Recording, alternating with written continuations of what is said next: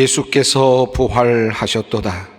그리스도께서 죽은 자 가운데서 다시 살아나사 잠자는 자들의 첫 열매가 되셨도다.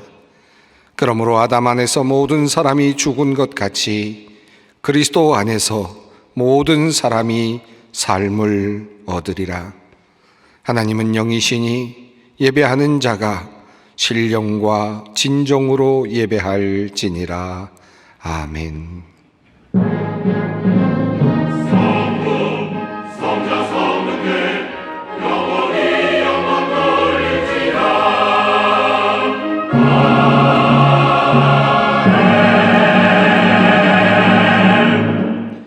영원히 찬양받으실 주 여호와 우리 아버지 하나님, 예수 그리스도를 죽음에서 다시 일으키시어 온 세상의 구원자로 세우신 그 놀라우신 능력과 은총을 인하여 주께 영광 돌립니다.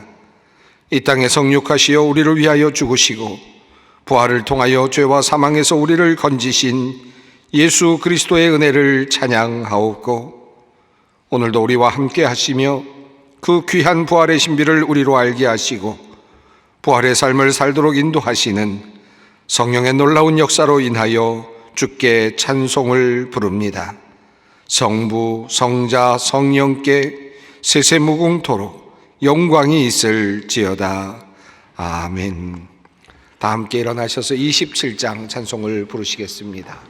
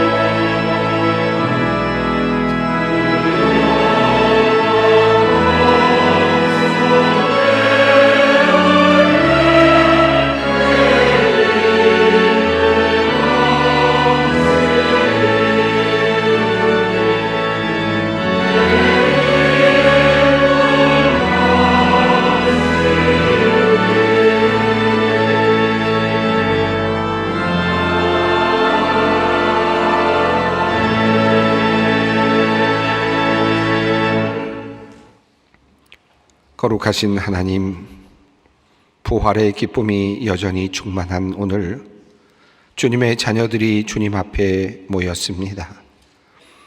우리에게 의로움이 있어서가 아니었고 우리 안에 성결함이 있어서도 아닙니다. 주님께서 십자가와 부활로 이루신 그 구원의 은혜로 말미암아 오직 믿음으로 우리가 이 자리에 있음을 감사한 마음으로 고백합니다. 죄와 사망의 힘이 여전히 위력을 발휘하는 듯 보이는 이 세상이기에 우리는 늘 세상의 유혹에 마음을 빼앗기곤 합니다. 죽음이 끝인 것 같은 착시를 주는 이 세상이기에 우리는 늘 실패를 두려워하며 비겁하게 살아갑니다.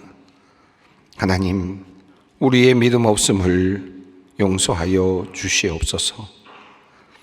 죄악과 더불어 살았습니다.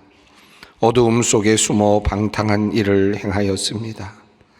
모든 것을 아시고 보시는 주님 앞에서 참으로 추하고 가증한 일들을 행하였습니다. 주님은 부활의 소망으로 우리가 새 사람을 입기를 원하시지만 우리는 여전히 옛 생활을 벗지 못하고 무거운 짐을 지고 살아가오니 우리를 불쌍히 여겨 주시옵소서. 게으르고 부족한 우리를 긍휼히 여기사 우리를 용납하여 주시고 다시 새 은혜로 채워 주시옵소서. 지금은 하나님과 나만이 아는 죄를 생각하며 묵묵히 참회의 기도를 드립니다. 그리스도께서 하나님 곧 우리 아버지의 뜻을 따라 이 악한 세대에서 우리를 건지시려고 우리 죄를 대속하기 위하여 자기 몸을 주셨으니 영광이 그에게 세세토록 있을지어다. 그러므로 주 예수 그리스도 안에 있는 자에게 결코 정죄함이 없느니라. 아멘.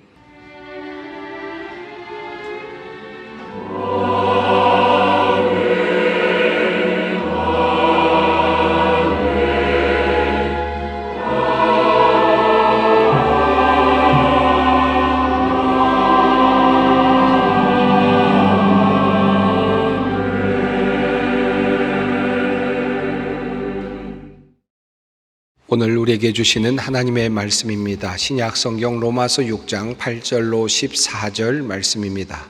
로마서 6장 8절로 14절까지 말씀입니다. 주님의 말씀을 봉독합니다.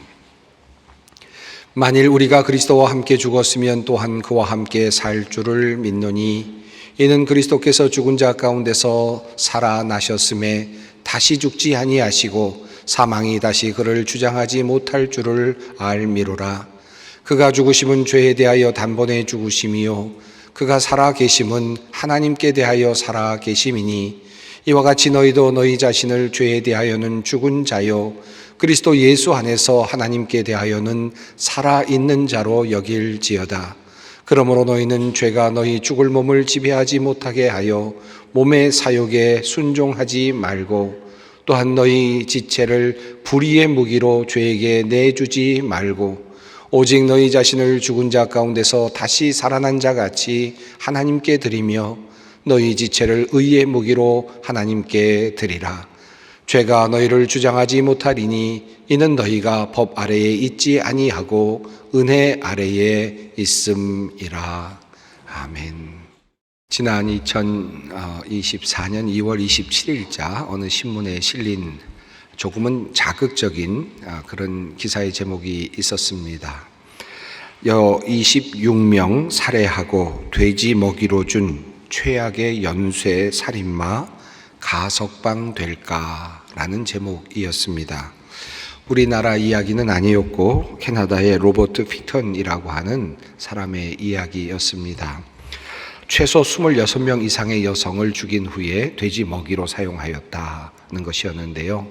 그가 2002년에 체포되었습니다. 그리고 2007년에 선고를 받았는데 그 선고는 종신형이기는 했지만 2027년 이후에 가석방이 가능한 종신형이 선고되었습니다. 이제 한 3년여가 남았는데 벌써부터 아마 카나다에 있는 사람들은 아마 두려움이 생긴 것 같습니다. 그래서 그가 풀려나면 어떻게 될까 하는 그런 조금은 자극적인 기사이긴 했습니다. 그런데 그럴 것이 그가 어딘가에서 이런 이야기를 했다는 것입니다. 내가 26명을 죽였다고 사람들이 말하지만 사실은 49명을 죽였는데 원래는 50명을 죽이려고 했다. 아직 한 명이 모자라다. 이런 이야기를 했다는 것이죠. 그러니까 얼마나 두려울까 하는 그런 생각이 들기도 합니다. 그런데 이런 생각이 듭니다. 우리나라에서도 종종 그런 일들이 일어나기는 하지만 정말 어떻게 이런 인간이 있을 수 있을까? 어떻게 이런 사람이 있을 수 있단 말인가 하는 생각이 들지 않습니까? 요즘에 보이스피싱이라고 하는 말들이 있고 또 스미싱이라는 말도 있고 이런저런 이야기들이 있는데요. 보이스피싱을 통해서 손해를 입는 경우들이 있죠. 거짓말 아니겠습니까? 사람을 속여서 돈을 갈취해가는 것 아니겠어요? 그런데 2023년에 이 보이스피싱으로 인해서 손해를 입은 액수가 나왔는데 1965억이라고 합니다. 그러니까 우리나라 사람들이 이 거짓말 때문에 잃어버린 돈이 한 2천억 원 된다. 누군가 악한 사람들이, 나쁜 사람들이 2천억을 훔쳐갔다라는 뜻이죠. 어떻게 이럴 수가 있나 하는 생각이 듭니다. 어떻게 이런 사람들이 있을까요? 그냥 일을 잘 하려고 하다가 실수를 했다. 그럴 수는 있겠죠. 남에게 손해를 끼쳤다. 그럴 수도 있겠죠. 그런데 이런 경우는 아예 처음부터 마음 먹고 사람을 속이려고 작정하고 돈을 뺏어가려고 마음 먹고 한 일이죠. 어떻게 이런 생각을 하면서 살아가는 사람이 있을까? 이런 생각을 해보게 됩니다. 인류의 역사를 보면 정말 나쁜 사람들이 얼마나 많습니까? 독재자로서 수많은 사람들을 학살하거나 죽인 사람들 얼마나 많습니까? 감옥에 보내고 그런 사람들이 얼마나 많습니까? 인류 역사를 보면 끊임없이 사람들을 죽고 사람들을 죽이는 역사라고 할 수 있겠습니다. 지금은 꽤나 성숙한 그런 아주 나라처럼 보이는 선진국처럼 보이는 프랑스라든지 영국이라든지 혹은 독일 지역 또는 오스트리아 지역이라든지 이런 지역들을 보면 과거에 얼마나 많은 사람들이 그곳에서 죽어나갔는지요. 종교라는 이름으로 죽어나갔고요. 그리고 또 어떤 권력을 쟁취하기 위해서 수많은 사람들을 죽이고 또 죽여나갔습니다. 많은 사람들이 얼마나 참혹하게 죽어갔는가를 생각해 본다면 인간이 어떻게 이럴 수 있을까 하는 그런 생각이 들기도 합니다. 얼마 전에 우리 교육자들이, 소망교회 교육자들이 오랜만에 제가 부임한 다음에 처음인 것 같습니다만 일본으로 우리 교육자 수련회를 다녀왔습니다. 나카사키 지역을 방문을 했는데요. 그곳에 방문했을 때 나카사키 인권평화자료관이라고 하는 곳을 방문하였습니다. 여러분도 혹시 가실 기회가 되면 한번 지금 방문해 보시면 좋겠습니다. 아주 작은 조그마한 건물인데 일본인 목회자께서, 일본 목사님이 일본인들의 만행을 역사를 남기고 기록하고 고발하기 위해서 평생 동안 자료를 모아둔 그런 사료관입니다. 일본 사람이 일본 사람의 만행을 모아두었다는 것이 참 일본의 양심과 같다라고도 할 수 있을 것 같은데, 그곳에 가보니까 여러 사진들이 있는데 특별히 광동 지역에서 일본인들이 사람들을 죽였던 그런 사진 자료들이 한쪽에 붙어 있는 것을 보았습니다. 작두가 있고요. 작두에 사람이 그 속에 들어가 있고요. 목이 그 안에 옆에 있고요. 작두로 목을 잘라내는 장면이 사진에 찍혀 있었습니다. 그리고 그 주변에는 여러 개의 그 목들이 여기저기 널려 있고 피들이 흘려 있는 모습이 그대로 사진에 여과 없이 찍혀 있었습니다. 한쪽에는 어떤 한 사람이 군복을 입고요. 그리고 잘려진 어떤 사람의 목을 머리채로 들고는 환하게 웃고 있는 그런 모습이 찍혀 있었습니다. 사냥터에서 사냥을 한 것도 아닌데 어떻게 그렇게 웃고 있을 수 있을까? 이것이 사람이 할 수 있는 일인가 하는 생각이 들었습니다. 여러분, 이것이 인간이다. 그리고 이것이 참 악한 인간의 모습이다 라는 사실을 또다시 깨닫게 됩니다. 억울한 일을 당하지 않은 사람들은 아마 아무도 없을 것입니다. 한 번, 두 번은 적어도 여러 번 그런 억울한 일들을 당했을 것입니다. 그런데 그렇게 악을 행한 사람들이 버젓이 아무런 일도 없다는 듯이 그렇게 살아가고 있는 모습을 볼 때 어떻게 도리어 더 잘 살고 있는가, 도리어 권력을 거머쥐고 영광을 받으면서 살고 있는가, 그런 모습을 볼 때 정말 참 인간이 어떤 인간인가를 다시 한번 회의하면서 생각하게 됩니다. 이런 상황인데도 내가 선하게 살아야 된다는 말인가, 그리고 이렇게 당하면서도 내가 선하게 살아야 된다는 말인가 하는 질문이 생겨나죠. 그리고 하나님은 어디 계시는가 하는 질문도 생겨납니다. 악이 승리하는 세상, 악이 도리어 선을 억누르고 지배하는 상황, 이 세상은 과연 희망이 있는 것인가 하는 질문이 생겨나기도 합니다. 제가 보스턴에서 공부를 할 때 저희 학교에 계시는 선생님이 계셨는데, 교수님이셨는데, 그분은 이 유대인으로서 루마니아 출신의 분이셨습니다. 노벨 평화상을 받으신 분이셨는데요. 엘리 비젤이라고 하는 분이셨습니다. 키는 좀 자그마하신데 만나보면 굉장히 다정하시고 친근하게 이야기를 나눌 수 있는 그런 분이셨습니다. 세계적으로 아주 유명한 분이시죠. 그분이 그의 소설, 자전적 소설로 나이트라고 하는 그런 글을 쓰셨고, 그 외에도 많은 문학 작품을 쓰셨습니다. 이 나이트라고 하는 작품은 그가 유대인으로서 나치 수용소에 있을 때 스스로 경험했던 일을 자전적인 소설로 만들어서 썼던 그런 내용입니다. 1958년에 프랑스어로 처음 나왔고요. 60년에 영어로 번역이 되었고, 또 2006년에 다시 개정판으로 영어로 번역이 되었었는데, 이것이 한국말로는 2023년에 최근에 나이트라고 하는 제목으로 그렇게 번역이 되어서 또 우리 한국인들도 읽게 되었습니다. 아마 이 내용은, 제가 말씀드리려고 하는 내용은 아마 한두 번 정도는 우리 목사님들에게 들으셨을 법한 그런 내용이기도 합니다. 그는 그곳에서 그 나치 수용소 시설에서 지내면서 겪었던 일을 적고 있는데, 그 나치 수용소에는 크게 큰 장대가 3개가 높이 세워져 있었답니다. 마치 십자가처럼 세워져 있었는데요. 그곳에서 잘못한 사람들이라든지 또는 소란을 피우는 사람들이 있으면 그곳에 달아서 죽이곤 했다는 것입니다. 어느 날 그 가운데 장대에 어린아이가 그만 무슨 일을 잘못했는지 모르지만 걸려 있습니다. 결국 그 아이는 이제 죽게 되는 거죠. 그런데 어린아이라서 그런지 잘 죽지를 않는 겁니다. 고통스럽게 절규하면서 울고 있는 아이를 보면서 밑에 있는 사람들이 그것을 보면서 이렇게 이야기를 합니다. 하나님은 도대체 이럴 때 어디 계시는가? 하나님이 계시다면 어떻게 이런 일이 일어날 수 있는가? 라고 하는 질문을 던집니다. 그리고 수군수군 거렸습니다. 사람들이 하나님은 도대체 왜 어디 있는 것이냐? 라고 하는 질문을 던지죠. 그때 엘리 비젤은 자기 자신 마음속에 조용하게 들리는 소리를 들었다고 합니다. 하나님이 어디 계시냐고? 바로 여기 계시지. 그는 바로 저 아이와 함께 지금 죽어가고 계신다. 그는 그것을 봅니다. 고통당하고 죽어가는 이들과 함께 하시는 그 십자가에 달리신 예수님의 관점은 그의 글을 통해서 모든 사람들에게 감명을 주었고, 이후에 많은 새로운 시각을 열어주었습니다. 악인들에 의해서 처참하게 죽어간 수많은 사람들, 그들의 그 억울한 자리에 예수님께서 함께 하신다라고 하는 바로 그 관점을 열어 보여주었던 작품이 바로 이 나이트라고 하는 작품입니다. 정말 그렇지 않겠습니까? 예수님이야말로 가장 인간으로서 억울했던 사람이 아니었을까? 억울한 인간이 아니었을까요? 죄도 없으신 분이십니다.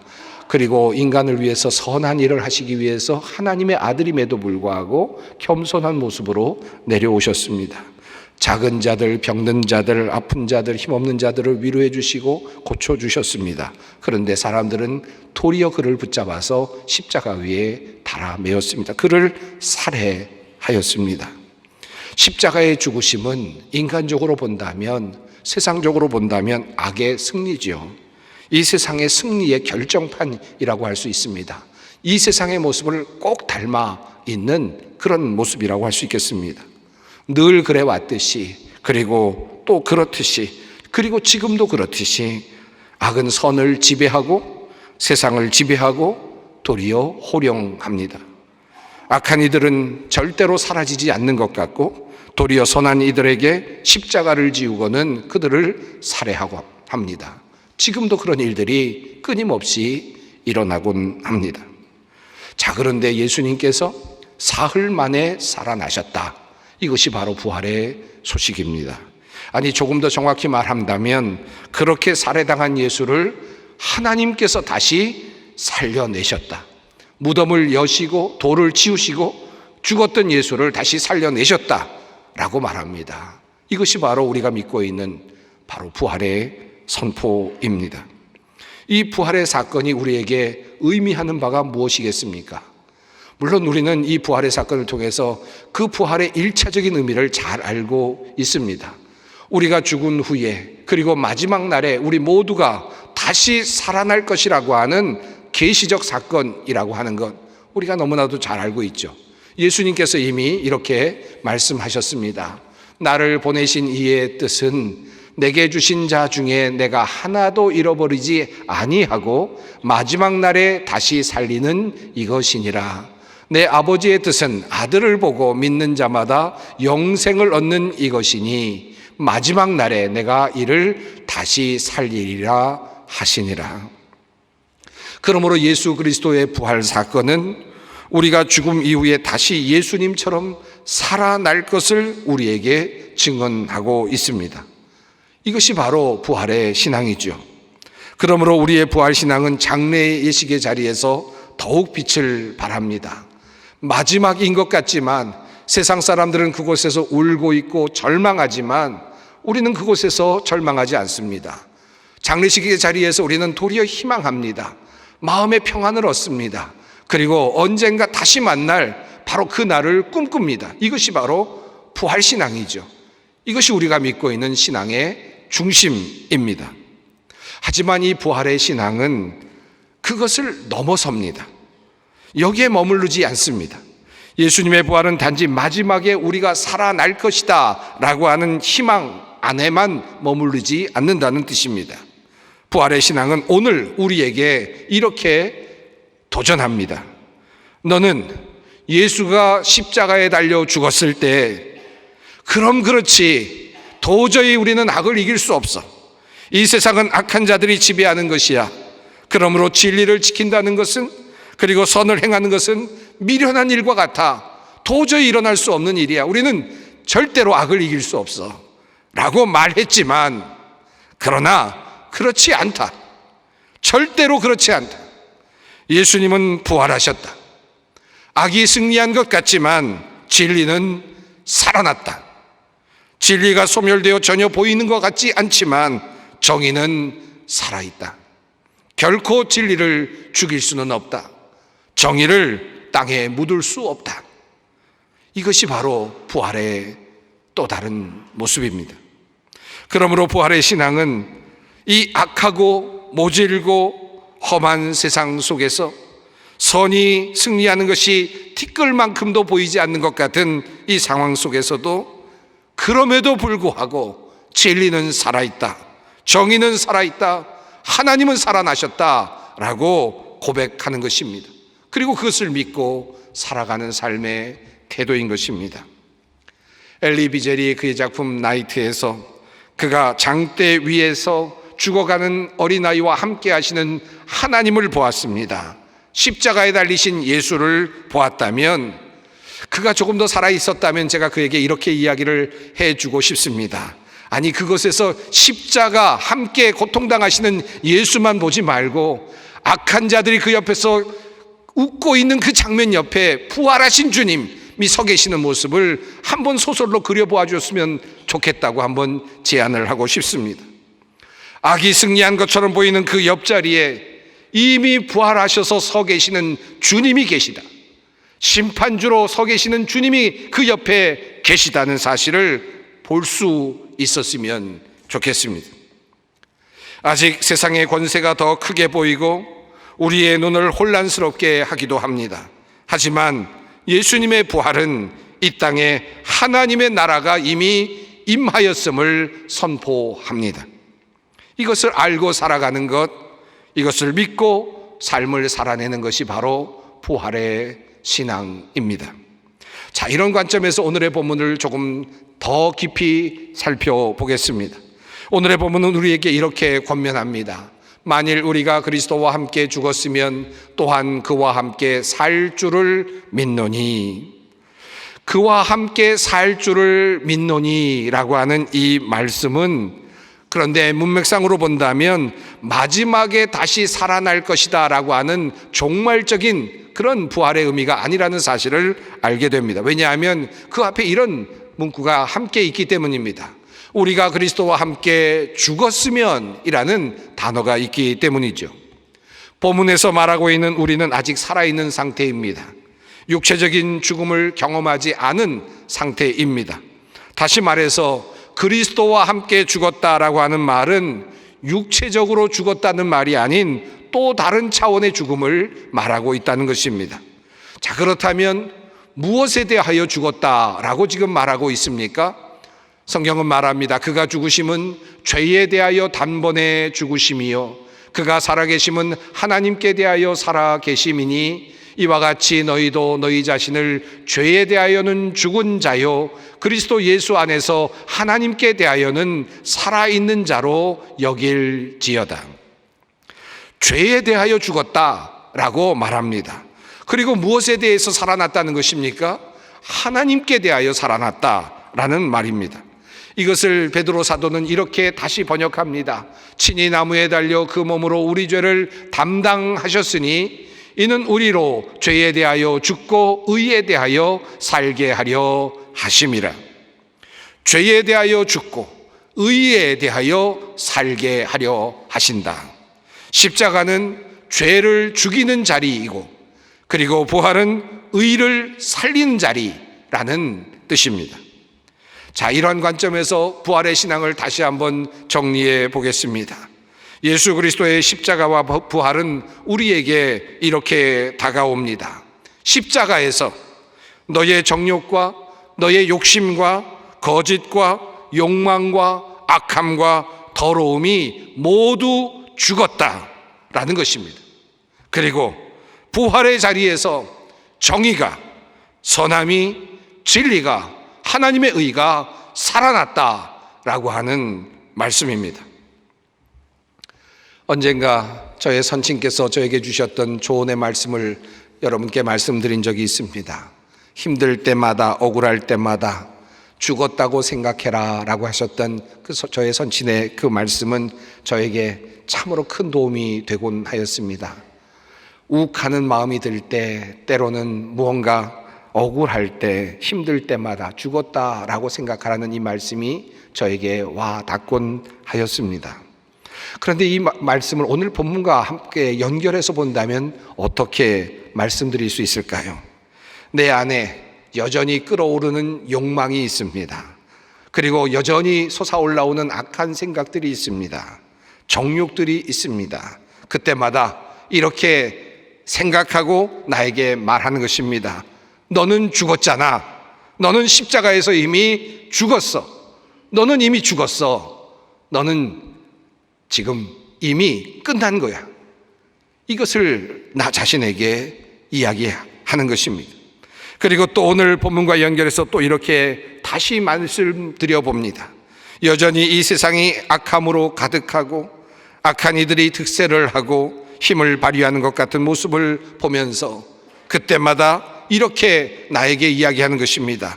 아니야, 진리는 그럼에도 불구하고 살아있어. 진리는 부활했어. 진리는 없어지지 않아. 정의는 사라지지 않아. 진리는 부활하였다. 이것을 나에게 속삭이는 것입니다. 이것이 바로 부활 신앙 아니겠습니까? 악이 가득한 세상 속에서도 하나님의 승리를 확신하는 것, 이것이 부활 신앙입니다. 모든 것이 끝난 것 같은 상황 속에서도 좌절하지 아니하고 선의 승리, 정의의 노래를 꿈꾸는 것입니다. 이것이 바로 부활의 신앙입니다. 그리고 바로 이 의로운 도구로서 우리가 살아가는 것이 바로 부활 신앙을 가진 신앙인의 모습일 것입니다. 그러므로 성경은 권면합니다. 그러므로 너희는 죄가 너희 죽을 몸을 지배하지 못하게 하여 몸의 사욕에 순종하지 말고, 또한 너희 지체를 불의의 무기로 죄에게 내주지 말고, 오직 너희 자신을 죽은 자 가운데서 다시 살아난 자 같이 하나님께 드리며 너희 지체를 의의 무기로 하나님께 드리라. 너희 자신을 의의 무기로 주님께 드리라는 것입니다. 죄에 대하여는 죽고 의에 대하여는 살아나라는 것입니다. 새 존재로 태어나라는 것입니다.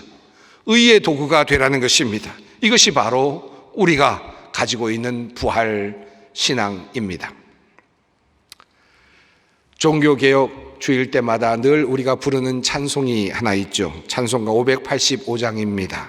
내 주는 강한 성이요 라고 하는 찬송입니다. 우리가 이 찬송을 종교개혁 주일에 매주마다 부르는 이유는, 때마다 부르는 이유는 종교개혁가인 루터가 작곡하였고 또 작사하였다라고 알려진 곡이기 때문이기도 합니다. 그런데 이 곡을 가만히 보면, 내용을 보면 종교개혁 주일이라기보다는 도리어 부활절기에 부르는 찬송이 더 적절하겠다, 그런 생각을 할 때가 있었습니다. 어느 날 종교개혁주일 예배를 드리던 어느 교회에서 이제 마지막 찬송으로 이 585장을 부르게 되었습니다. 그런데 목사님이 시간을 보니까 예배 시간이 조금 쫓겼습니다. 그래서 찬송을 부르기는 하지만 1절만 부르시겠습니다 라고 그렇게 성도들에게 이야기를 하고 찬송을 부르기 시작을 했습니다. 내 주는 강한 성이요 방패와 병기 되시니 큰 환난에서 우리를 구하여 내시리로다. 여기까지는 괜찮습니다. 자, 그 다음이 문제였습니다. 옛 원수 마귀는 이때도 힘을 써 모략과 권세로 무기를 삼으니 천하에 누가 당하랴. 아멘. 1절만 부르고 나니까 뭔가 좀 이상했습니다. 시간이 없지만 어쩔 수 없다. 그래서 3절까지 부르자, 3절을 마지막으로 부르자고 목사님이 이야기를 합니다. 3절이 이어서 불려졌습니다. 이 땅에 마귀 들끓어 우리를 삼키려 하나 겁내지 말고 섰거라. 진리로 이기리로다. 친척과 재물과 명예와 생명을 다 빼앗긴데도 진리는 살아서 그 나라 영원하리라. 이제야 마음의 평안이 찾아왔습니다. 그렇습니다. 1절은 예수 그리스도의 십자가와 죽음을 보여주지요. 그리고 그 죽음의 위용을 자랑하는 모습이 드러납니다. 사탄의 권세가 크게 보이기도 합니다.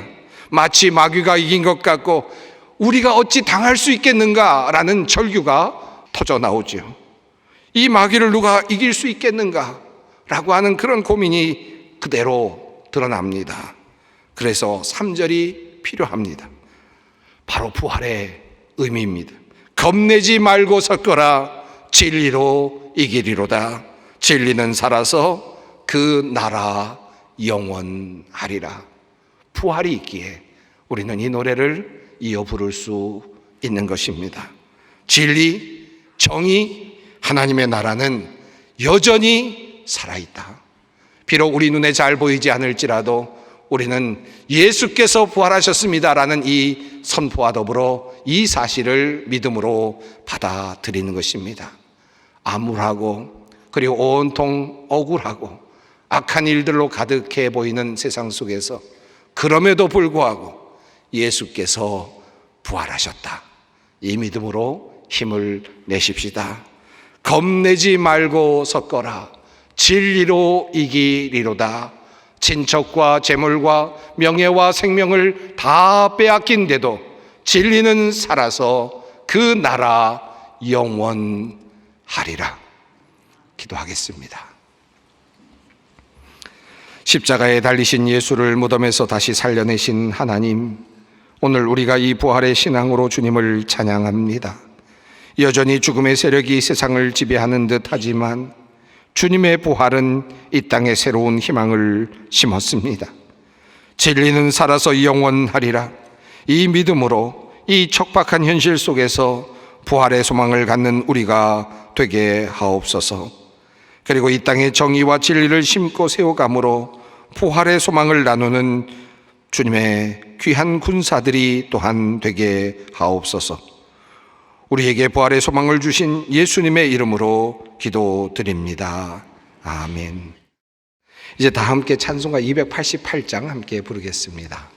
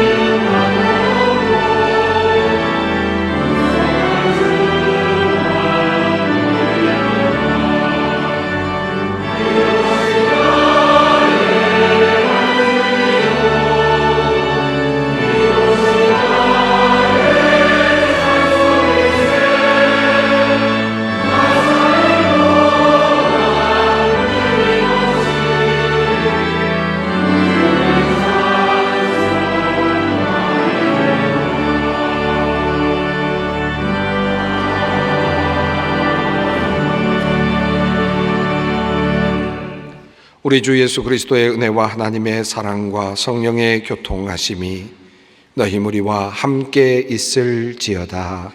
아멘.